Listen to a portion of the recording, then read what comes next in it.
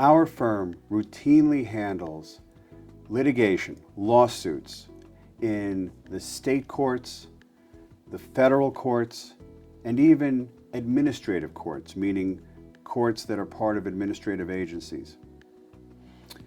We don't just handle such lawsuits in the states in which we have an office.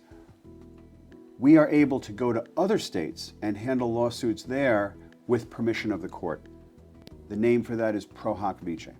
The judge gives us permission to appear before the judge, before the court, that one time.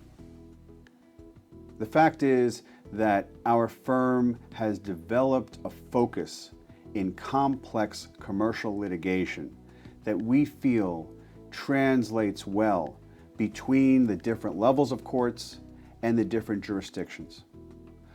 A great deal of the issues when you're dealing with, for example, contract breach, fraud, misrepresentation, intellectual property infringement, interference with contract, interference with prospective economic advantage, and statutory causes of action, such as violation of consumer fraud laws and such.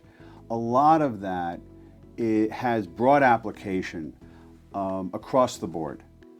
A fraud in one state and a fraud in another state, while there will be nuances of difference, generally speaking, we're talking about very similar legal principles.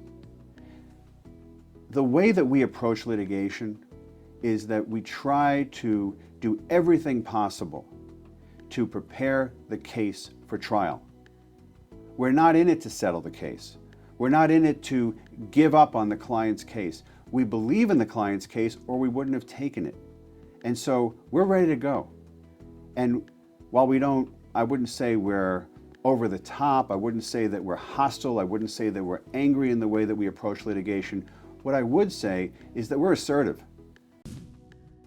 What we try to do is we try to wear our litigation hat and, as appropriate, our transactional hat, our hat where we're able to put together deals, transactions, when a case is settling. We try to bring both skills to bear so that we're able to do them simultaneously. And we find that that is the best way to represent clients in commercial litigation.